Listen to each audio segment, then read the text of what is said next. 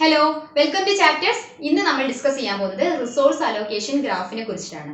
ഈ ഒരു graph mainly use ചെയ്യുന്നത് ഡെഡ്ലോക്ക് ഡിറ്റക്ട് ചെയ്യാൻ വേണ്ടിയിട്ടാണ്. അപ്പോൾ ഗ്രാഫ് എന്ന് പറഞ്ഞാൽ നിങ്ങൾക്ക് അറിയേണ്ട ഒരു പിക്ചോറിയൽ റെപ്രസെന്റേഷൻ ആണ്. പിക്ചോറിയൽ റെപ്രസെന്റേഷനിൽ എന്ത് കാര്യം റെപ്രസെന്റ് ചെയ്യാന്നുണ്ടെങ്കിൽ നമുക്ക് പെട്ടെന്ന് ആ ഒരു ഇൻഫോർമേഷൻ ഡെബിറ്റ് ചെയ്ത് എടുക്കാൻ പറ്റും. അപ്പൊ കഴിഞ്ഞ ക്ലാസ്സിൽ നമ്മൾ ഡെഡ്ലോക്ക് ഡിറ്റക്ട് ചെയ്യാൻ വേണ്ടി ബാങ്കേഴ്സ് അൽഗോരിതം യൂസ് ചെയ്തിട്ടുണ്ടായിരുന്നു. അപ്പൊ ബാങ്കേഴ്സ് അൽഗോരിതത്തിന്റെ കേസിൽ നമ്മളൊരു ടേബിളിലായിരുന്നു അതിനകത്തുള്ള സ്റ്റാറ്റസ് എല്ലാം എഴുതിയിട്ട് അതിൽ നിന്നാണ് കണ്ടുപിടിച്ചിരുന്നത്. അപ്പൊ അതിൽ നിന്ന് കണ്ടുപിടിക്കുന്നതിനേക്കാളും കുറച്ച് സമയം കൊണ്ട് ഒരു പിക്ചർ നോക്കിയാൽ ഇതേ ഇൻഫോർമേഷൻ ഒരു പിക്ചർ വഴിയാണ് റെപ്രസെന്റ് ചെയ്യുന്നത്, കുറച്ചും കൂടി ഈസി ആയിരിക്കും. സോ ആ ഒരു മെത്തേഡാണ് ഇവിടെ RAG അല്ലെങ്കിൽ റിസോഴ്സ് അലോക്കേഷൻ ഗ്രാഫിൽ ചെയ്യുന്നത്.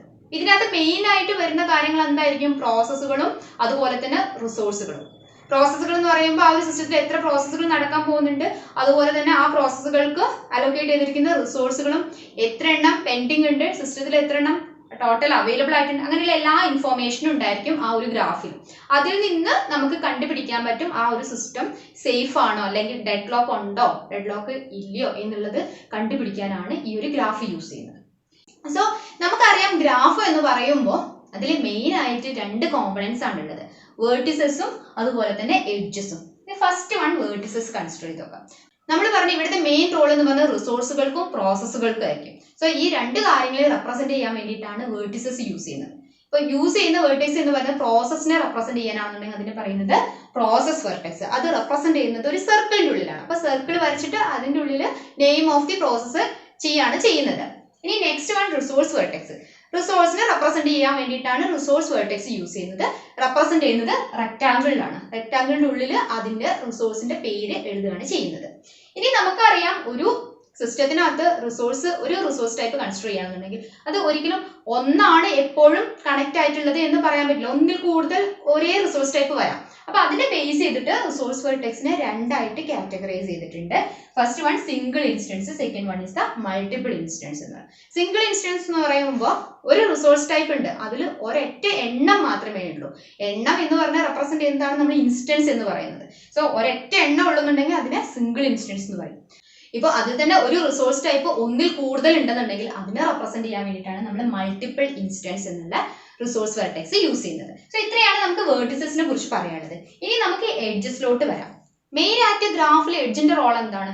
ഔട്ട് ഗോയിങ് ആരോയും ഇൻകമിങ് ആരോസിനെയാണ് നമ്മൾ എഡ്ജസ്, അതായത് ഡയറക്ഷൻ കാണിക്കാൻ വേണ്ടിയിട്ടാണ് എഡ്ജസ് യൂസ് ചെയ്യുന്നത്.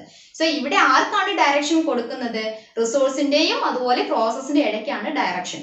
ഒന്നുകിൽ പ്രോസസ്സ് റിസോഴ്സിന് റിക്വസ്റ്റ് ചെയ്യാം, അല്ലെങ്കിൽ ഒരു റിസോഴ്സ് ഒരു പ്രോസസ്സിന് വേണ്ടിയിട്ട് അസൈൻ ചെയ്ത് കൊടുത്തിരിക്കുക. അങ്ങനെ രണ്ട് കാര്യങ്ങളാണ് നടക്കുന്നത്. സോ അതുകൊണ്ട് തന്നെ എഡ്ജസിനെ രണ്ടായിട്ട് ഡിവൈഡ് ചെയ്തിട്ടുണ്ട്, അസൈൻ എഡ്ജ് എന്നും റിക്വസ്റ്റ് എഡ്ജും. അസൈൻ എഡ്ജ് എന്ന് പറയുമ്പോൾ ഒരു പ്രോസസ്സിലേക്ക് ഒരു റിസോഴ്സിനെ അസൈൻ ചെയ്ത് വെച്ചിരിക്കുകയാണ്. ഒന്നുകൂടി ക്ലിയർ ആയി പറഞ്ഞിട്ടുണ്ടെങ്കിൽ ഇവിടെ ഈ ഒരു എക്സാമ്പിളിൽ പി എന്നുള്ള ഒരു പ്രോസസ്സ് ആർ എന്ന് പറയുന്ന റിസോഴ്സിനെ ഹോൾഡ് ചെയ്ത് വെച്ചേക്കാണ്, അസൈൻ ചെയ്ത് വെക്കുക എന്നാണ് ഉദ്ദേശിക്കുന്നത്. ഓക്കെ, സെക്കൻഡ് വൺ എന്ന് പറഞ്ഞാൽ റിക്വസ്റ്റ്. ഒരു പ്രോസസ്സ് ഒരു റിസോഴ്സിനെ റിക്വസ്റ്റ് ചെയ്യാനുള്ള പോസിബിലിറ്റി വളരെ കൂടുതലാണ്. അപ്പൊ അങ്ങനത്തെ കേസിൽ ഒരു പ്രോസസ്സ് റിസോഴ്സിനെ റിക്വസ്റ്റ് ചെയ്യുമ്പോൾ അതിൽ ആരോ പോകുന്നത് പ്രോസസ്സിൽ നിന്ന് റിസോഴ്സിലേക്കാണ്, ഔട്ട് ഗോയിങ് ആരോ ആണ് പോകുന്നത്. ഓക്കെ, സോ ഇതിനെയാണ് റിക്വസ്റ്റ് എഡ്ജ് എന്ന് പറയുന്നത്. സോ റിസോഴ്സ് അലോക്കേഷൻ ഗ്രാഫിലെ തിയറി എന്ന് പറയുന്നത് ഇത്രയും പോർഷൻസ് ആണ്. ഇനി ഇതിൽ നിന്ന് മെയിൻ റോൾ എന്ന് പറയുന്നത് ഈ സിംഗിൾ ഇൻസ്റ്റൻസിനെയും മൾട്ടിപ്പിൾ ഇൻസ്റ്റൻസിനെയും ബേസ് ചെയ്തിട്ടാണ്. ഇനി നമുക്ക് RAGക്ക് ഒരു എക്സാമ്പിൾ നോക്കാം, അതിനകത്ത് നിന്ന് എങ്ങനെയാണ് ഡെഡ്ലോക്ക് കണ്ടുപിടിക്കുന്നത് എന്നുള്ളത്. സോ ഫസ്റ്റ് നമുക്ക് ഈ ഒരു എക്സാമ്പിൾ കൺസിഡർ ചെയ്ത് നോക്കാം. ഇവിടെ ഞാനൊരു സിമ്പിൾ ആയിട്ടുള്ള ഗ്രാഫാണ് തന്നിട്ടുള്ളത്. ഇതിൽ ആദ്യം നമ്മൾ ചെക്ക് ചെയ്യേണ്ടത് സിംഗിൾ ഇൻസ്റ്റൻസ് ആണോ മൾട്ടിപ്പിൾ ഇൻസ്റ്റൻസ് ആണോ എന്നുള്ളതാണ്. അപ്പോൾ അതിന് വേണ്ടിയിട്ട് നമ്മൾ റിസോഴ്സുകൾ എത്ര എണ്ണം ഉണ്ട് അതിലോട്ടാണ് പോകുന്നത്. ഫസ്റ്റ് R1 കൺസിഡർ ചെയ്യുമ്പോൾ R1ൽ ഒരൊറ്റ ഇൻസ്റ്റൻസേ വന്നിട്ടുള്ളൂ, R2ന്റെ കേസിലും ഒരൊറ്റ ഇൻസ്റ്റൻസേ വന്നിട്ടുള്ളൂ. ദാറ്റ് മീൻസ് ഇത് സിംഗിൾ ഇൻസ്റ്റൻസ് ഗ്രാഫാണ്. ദെൻ നെക്സ്റ്റ് നമുക്ക് ഇതിനകത്ത് ഡെഡ്ലോക്ക് ഉണ്ടോ എന്ന് എങ്ങനെ കണ്ടുപിടിക്കാം? യൂഷ്വൽ വേയിൽ നമ്മൾ 4 കണ്ടീഷൻസ് ഉണ്ട് ഡെഡ്ലോക്ക് ഉണ്ടാകാനുള്ള. Mutual exclusion, circular wait, no preemption, hold and wait. ഈ 4 കണ്ടീഷൻസ് ട്രൂ ആണോ എന്നാണ് ചെക്ക് ചെയ്യാൻ പോകുന്നത്. അത് കുറച്ച് ലെങ്തി ആയിട്ടുള്ള പ്രോസസ് ആണ്, എങ്കിൽ കൂടിയിട്ട് ഇതൊരു സിമ്പിൾ ഗ്രാഫ് ആയത് കാരണം ആ ഒരു ഇത് വെച്ചിട്ട് എങ്ങനെയാണ് നോക്കുന്നത് നോക്കാം. അപ്പൊ ഫസ്റ്റ് നമ്മൾ ഈ P1 കൺസിഡർ ചെയ്യണത്. P1 R1നെ ഹോൾഡ് ചെയ്ത് വെച്ചിരിക്കുകയാണ്. നമ്മൾ പറഞ്ഞു എഡ്ജസിനെ കുറിച്ച് പറഞ്ഞിട്ടുണ്ടായിരുന്നു ഗ്രാഫിന്റെ കേസിൽ. അപ്പൊ ഇവിടെ R1നെ P1 ഹോൾഡ് ചെയ്ത് വെച്ചിരിക്കുന്നു, എന്നിട്ട് P1 R2ന് റിക്വസ്റ്റും ചെയ്യുന്നുണ്ട്. ദാറ്റ് മീൻസ് ഇവിടെ ഹോൾഡ് ആൻഡ് വെയിറ്റ് എന്നുള്ള ഒരു സംഭവം എക്സിസ്റ്റിംഗ് ആണ്, ട്രൂ ആണ്. ഇനി P1ന്റെ കേസ് തന്നെ കൺസിഡർ ചെയ്യുമ്പോൾ P1 R2ന് റിക്വസ്റ്റ് ചെയ്യുന്നു, R2 ആവട്ടെ P2ന്റെ കയ്യിലാണ്, P2 റിക്വസ്റ്റ് ചെയ്യുന്ന R1നാണ്, R1 ആകട്ടെ P1ന്റെ കയ്യിലുമാണ്. ദാറ്റ് മീൻസ് ഇവിടെ വെയിറ്റിംഗ് സ്റ്റേറ്റിൽ പോകുന്ന ഒരു സർക്കുലാർ വേയിലാണ് വെയിറ്റിംഗ് നടക്കുന്നത്. എന്ന് വെച്ചാൽ സർക്കുലാർ വെയിറ്റ് എന്നുള്ള കണ്ടീഷനും ഇവിടെ ട്രൂ ആണ്. ഇനി രണ്ട് പ്രോസസ്സുകൾ P1 P2, ഇവർക്ക് രണ്ടുപേർക്കും വേണ്ടത് മ്യൂച്വലി അവർക്ക് വേണ്ടുന്നത് R1ഉം വേണം R2ഉം വേണം. ദാറ്റ് മീൻസ് മ്യൂച്വൽ എക്സ്ക്ലൂഷൻ എന്നുള്ള പ്രോബ്ലം ഇവിടെ എക്സിസ്റ്റിംഗ് ആണ്, അതും ട്രൂ ആണ്. ഇനി നമ്മൾ നോ പ്രിയംഷൻ, ഇവിടെ P1 ആവട്ടെ P2 ആവട്ടെ അവരുടെ കയ്യിലിരിക്കുന്ന R1നെയും R2നെയും റിലീസ് ചെയ്യാൻ തയ്യാറുമല്ല.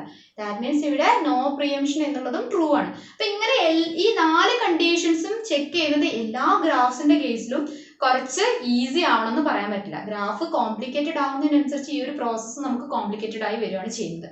സോ അതിന് വേണ്ടിയിട്ട് 2 കണ്ടീഷൻസ് ആണ് ആദ്യം ചെക്ക് ചെയ്യാൻ പോകുന്നത്. ആ ഒരു ലെങ്തി പ്രോസസ്സ് ഷോർട്ട് ആക്കാൻ വേണ്ടിയിട്ട് നമ്മൾ ഈസി മെത്തേഡിലോട്ട് പോവാണ്. സോ ഫസ്റ്റ് നമ്മൾ പറഞ്ഞു ആദ്യം അത് സിംഗിൾ ഇൻസ്റ്റൻസ് ഗ്രാഫ് ആണോ മൾട്ടിപ്പിൾ ഇൻസ്റ്റൻസ് ഗ്രാഫ് ആണോ എന്നാണ് ചെക്ക് ചെയ്യേണ്ടത്. അപ്പൊ നമ്മൾ ചെക്ക് ചെയ്തപ്പോൾ നമുക്ക് മനസ്സിലായത് സിംഗിൾ ഇൻസ്റ്റൻസ് ഗ്രാഫ് ആണ്. നെക്സ്റ്റ് ചെക്ക് ചെയ്യേണ്ട കണ്ടീഷൻ എന്ന് പറയുന്നത് സൈക്കിൾ ഉണ്ടോ എന്നുള്ളതാണ്. ഇവിടെ ഒരു സൈക്കിൾ ഫോം ചെയ്യുന്നുണ്ടെങ്കിൽ അതിൽ ഡെഡ് ലോക്ക് ഉണ്ടാകും എന്നാണ് കണ്ടീഷൻ പറയുന്നത്. സപ്പോസ് സൈക്കിൾ അവിടെ എക്സിസ്റ്റിംഗ് അല്ല എന്നുണ്ടെങ്കിൽ അവിടെ ഡെഡ് ലോക്ക് ഇല്ല എന്നാണ് ആ ഗ്രാഫ് ഇൻഡിക്കേറ്റ് ചെയ്യുന്നത്. അപ്പൊ ഇവിടുത്തെ കേസിൽ നമ്മൾ പറഞ്ഞു P1 R2നെ റിക്വസ്റ്റ് ചെയ്യുന്നുണ്ട്, R2 ഇരിക്കുന്നത് P2യുടെ കയ്യിലാണ്, P2 R1നെ റിക്വസ്റ്റ് ചെയ്യുന്നു, R1 ഇരിക്കുന്നത് P1ന്റെ കയ്യിലാണ്. ദാറ്റ് മീൻസ് ഇവിടെ ഒരു സർക്കിൾ ഫോം ചെയ്യുന്നുണ്ട്, സൈക്കിൾ അവിടെ ഫോം ചെയ്യുന്നുണ്ട്. സൈക്കിൾ എന്നതുകൊണ്ട് എന്താ ഉദ്ദേശിക്കുന്നത്? P1ൽ നിന്ന് സ്റ്റാർട്ട് ചെയ്ത് തിരിച്ച് P1ലോട്ട് എത്തുന്നുണ്ടെങ്കിൽ അതിനെ സൈക്കിൾ എന്ന് പറയും. അപ്പൊ ഇവിടെ ഈ ഒരു ഗ്രാഫിന്റെ കേസിൽ ഇവിടെ ഒരു സൈക്കിൾ ഫോം ചെയ്യുന്നുണ്ട്, അതും സിംഗിൾ ഇൻസ്റ്റൻസ് കൂടിയാണ്.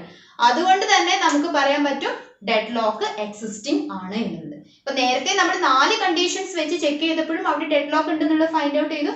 പക്ഷെ അത്രയൊന്നും ലെങ്തി അല്ലാതെ തന്നെ ഈ ഒരൊറ്റ കണ്ടീഷനിൽ നിന്ന് നമുക്ക് കണ്ടുപിടിക്കാൻ പറ്റി ഇവിടെ ഡെഡ് ലോക്ക് എക്സിസ്റ്റിംഗ് ആണ് എന്നുള്ളത്. ഇത് സിംഗിൾ ഇൻസ്റ്റൻസ് ഗ്രാഫിൽ മാത്രമാണ് ഈ ഒരു കണ്ടീഷൻ നെസസറി ആയിട്ടുള്ളത്. ഇനി ഇപ്പൊ ഇത് മൾട്ടിപ്പിൾ ഇൻസ്റ്റൻസ് ആണെങ്കിൽ എങ്ങനെയാണെന്ന് നോക്കാം. മൾട്ടിപ്പിൾ ഇൻസ്റ്റൻസിന്റെ കേസിൽ ഒരിക്കലും നമുക്ക് ഈ ഒരു ഗ്രാഫിൽ സൈക്കിൾ ഉണ്ടോ എന്നുള്ള ആ ഒരു കണ്ടീഷൻ ഉണ്ടല്ലോ, അത് നെസസറി കണ്ടീഷൻ അല്ല. അവിടെ ഓപ്ഷൻ അവിടെ ഉണ്ടാകാം ഉണ്ടാകാതിരിക്കാം ഡെഡ് ലോക്ക്. അപ്പൊ നമുക്ക് ഇതിൽ ഒരു മൾട്ടിപ്പിൾ ഇൻസ്റ്റൻസ് ഗ്രാഫ് ആയിട്ട് ആദ്യം മാറ്റാം. ഇപ്പൊ നമ്മുടെ ഗ്രാഫിനകത്ത് P3 എന്ന് പറഞ്ഞിട്ട് ഒരു പ്രോസസ്സ് കൂടി ആഡ് ചെയ്തു, അത് R2ല് ഒരു ഇൻസ്റ്റൻസിനെ ഹോൾഡ് ചെയ്യുന്നുണ്ട്. ദാറ്റ് മീൻസ് ഇപ്പൊ ഈ ഗ്രാഫ് മൾട്ടി ഇൻസ്റ്റൻസ് ഗ്രാഫ് ആയിട്ട് മാറി.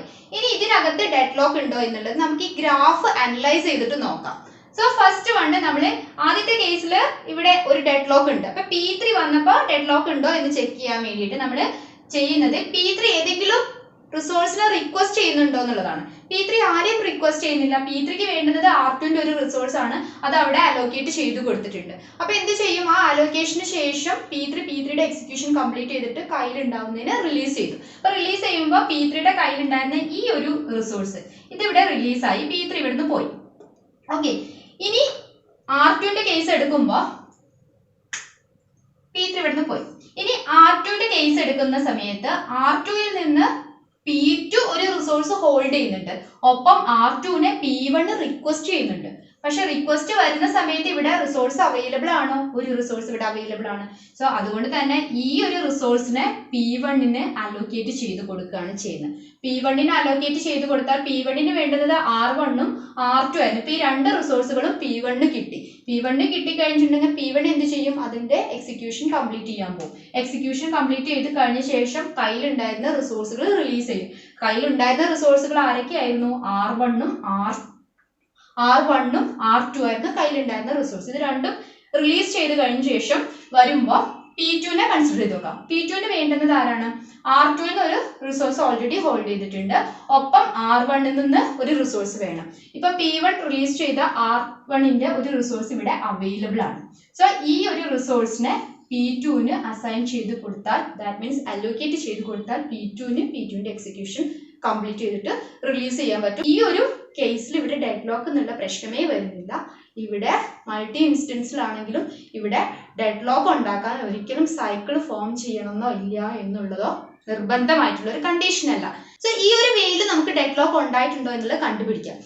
സോ ഇതിൽ നിന്ന് നിങ്ങൾക്ക് RAG എന്ന് പറഞ്ഞിട്ടുണ്ടെങ്കിൽ, അതായത് റിസോഴ്സ് അലോക്കേഷൻ ഗ്രാഫ് എന്താണെന്ന് മനസ്സിലായി. അത് വെച്ചുകൊണ്ട് എങ്ങനെയാണ് ഡെഡ്ലോക്ക് ഉണ്ടോ എന്നുള്ളത് കണ്ടുപിടിക്കുന്നത് എന്നുള്ളത് മനസ്സിലായി എന്ന് വിശ്വസിക്കുന്നു.